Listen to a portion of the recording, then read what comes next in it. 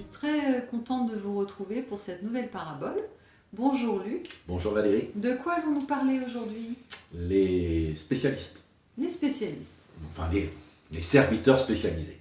D'accord. Une fois n'est pas coutume, le texte est un peu plus court que ce que les dernières chroniques ont pu nous montrer. Prenez garde, veillez et priez, car vous ne savez quand ce temps viendra. Il en sera comme d'un homme qui, partant pour un voyage, laisse sa maison, remet l'autorité à ses serviteurs, indique à chacun sa tâche et ordonne au portier de veiller. Veillez donc, car vous ne savez quand viendra le maître de la maison, ou le soir, ou au milieu de la nuit, ou au chant du coq, ou le matin. Craignez qu'il ne vous trouve endormi à son arrivée soudaine. Ce que je vous dis, je le dis à tous, veillez.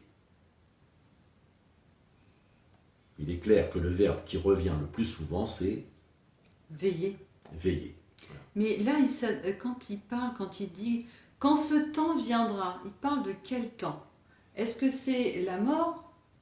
Ou est-ce que c'est la fin des temps? Ou de quel temps il parle quand il s'adresse à son auditoire? Son auditoire.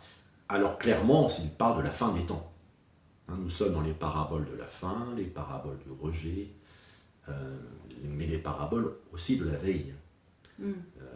Comme quand on avait vu les 10 vierges, les 5 sages et les 5 folles. Donc on est sur le même événement. Jésus vient. Jésus vient en gloire. Est-ce que l'Église, qui est sa fiancée, sera prête pour ce jour-là? Donc on a vu une parabole qui parlait des vignerons. Là, Jésus parle de l'économe d'une maison, l'intendant, mais aussi toutes les, aujourd'hui on dit, les petites mains, ceux qui pendant le Covid étaient en première ligne. Donc chacun a son office, chacun a sa tâche, mais doit accomplir sa tâche en sachant pour qui il le fait. Et que même si celui pour qui il le fait est absent, il va se rendre présent. Et c'est la difficulté, c'est faire comme s'il était présent. On dit toujours en français que quand le chat n'est pas là, les souris dansent. Et quand Jésus n'est pas là, en fait, il est toujours là. Mais il ne montre pas toujours qu'il est là. Et quand il ne montre pas toujours qu'il est là, eh bien, on peut avoir tendance à se relâcher dans ses comportements. Et c'est pour ça que Jésus insiste, veillez, veillez, veillez, priez, veillez, veillez, priez, pour ne pas vous relâcher. C'est tellement tentant, c'est dans notre nature de se relâcher. Et l'apôtre Paul le reprend pour lui-même. Il dit à un endroit, il dit « C'est pourquoi j'écris ces choses étant absent, afin que présent je n'ai pas à user de rigueur selon l'autorité que le Seigneur m'a donnée, pour l'édification et non pour la destruction. » Donc il écrit aux chrétiens de Corinthe, leur dit « Bon, moi je ne suis pas là. J'entends que ça cafouille chez vous. Il y a des tensions, il y a des disputes, il y a des chamailleries, il y a même des problèmes de mœurs. Donc quand je vais venir, peut-être je vais devoir faire preuve de sévérité. Mais Dieu ne m'a pas appelé à ça. Il m'a appelé à construire, à édifier. Il ne m'a pas appelé à détruire. Et Jésus ne vient pas pour détruire. Jésus vient pour prendre avec lui celles et ceux qui ont cru en lui. C'est pour ça qu'il vient. Mais il a quand même dit, trouverai-je encore la foi sur la terre? Et puis il a aussi dit, l'amour du plus grand nombre se refroidira.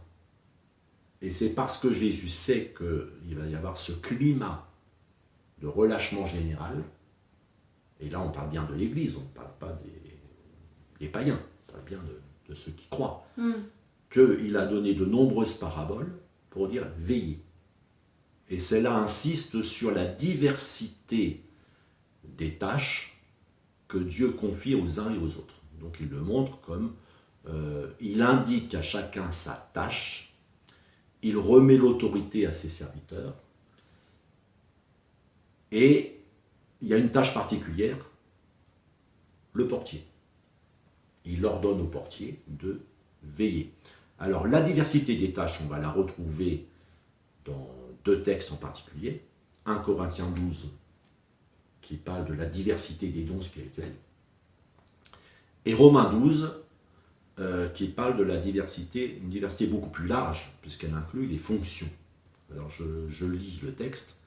Puisque nous avons des dons différents, selon la grâce qui nous a été accordée, que celui qui a le don de prophétie l'exerce en proportion de la foi, que celui qui est appelé au ministère s'attache à son ministère, que celui qui enseigne s'attache à son enseignement, et celui qui exhorte à l'exhortation.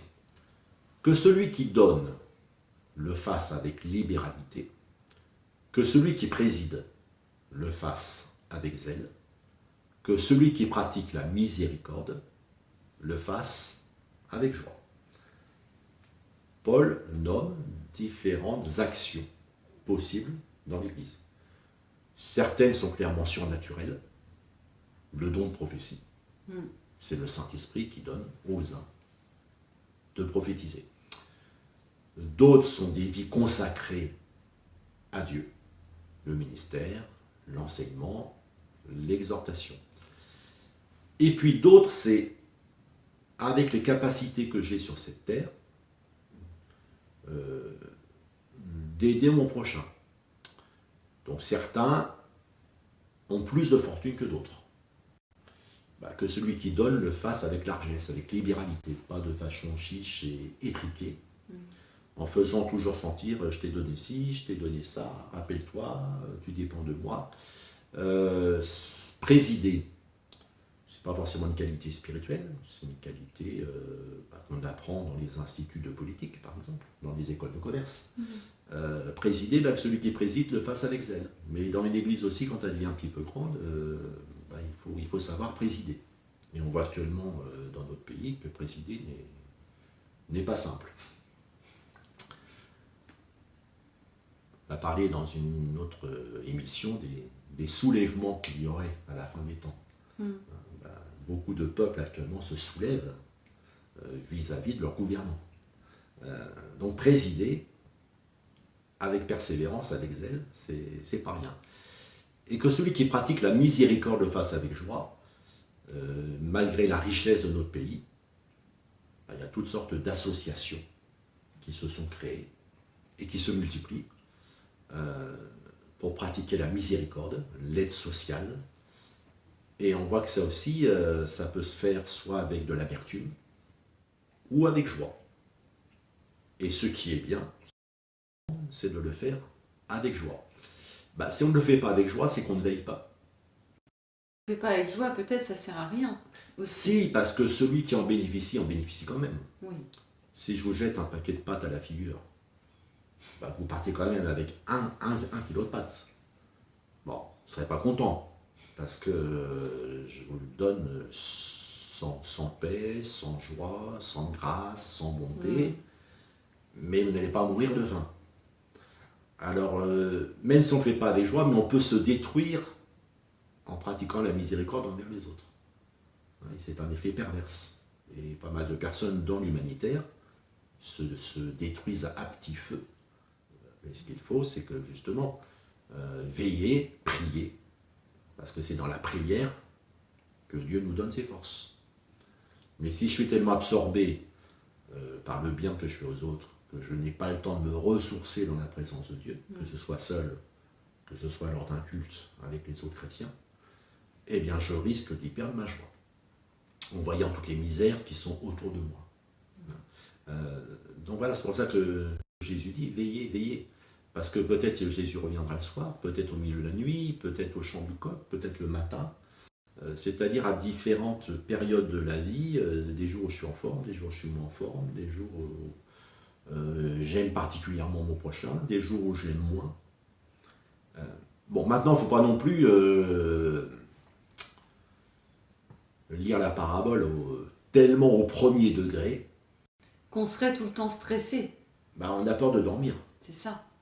Parce que le contraire devait. Parce que Jésus dit quand même, craignez qu'il ne vous trouve endormi à son arrivée soudaine. Il ne faudrait pas que chaque fois qu'on se couche ou qu'on fait la sieste, on soit dans la crainte. Et si Jésus revenait pendant que je dors? Et si Jésus revenait pendant que moi je fais la sieste? Ouais. Est-ce que j'ai le droit de faire la sieste alors qu'il y en a d'autres qui sont en train de travailler? Surtout moi qui suis retraité. Est-ce que je devrais me la couler douce pendant que d'autres triment? Vous voyez? Mais on peut regarder ça autrement que littéralement, c'est ça? Bah, il vaut mieux. Il vaut mieux. Hein, il vaut mieux. Et c'est pour ça qu'il y a un texte où la parole nous dit, eh bien, soit que nous veillions, soit que nous dormions, nous sommes au Seigneur. Donc on a tout à fait la liberté de prendre du repos. C'est même une grâce de Dieu, puisque c'est lui qui a créé. C'est lui qui a créé le 7e jour. Il le sanctifia et se reposa. Donc il n'est pas question d'être dans un activisme pour conjurer l'endormissement, mais de faire ce que l'on croit que le Seigneur nous demande de faire, ni plus ni moins. Voilà. Mais avec l'esprit qui convient, c'est surtout ça, avec cet esprit de paix, de joie, d'amour, et ne pas se laisser engluer par la tâche. Mais à l'inverse, ne pas devenir dilettante, et puisque Jésus ne se manifeste pas trop, je prends des largesses dans ma manière de faire ce qu'il a demandé. Et j'envoie balader les autres, je fais ce que je dois faire, mais sans respect, sans l'intention de bénir l'autre. Alors là, c'est ne pas veiller. Et c'est vraiment s'endormir. Même si je suis très actif. Au sens spirituel, je suis un endormi. Si je me laisse aller dans les sentiments profonds de mon cœur et qu'il ne reflète plus la grâce de Dieu pour mon prochain. Et la grâce de Dieu pour moi-même. Merci Luc. Merci de nous avoir écoutés. À bientôt pour une nouvelle parabole.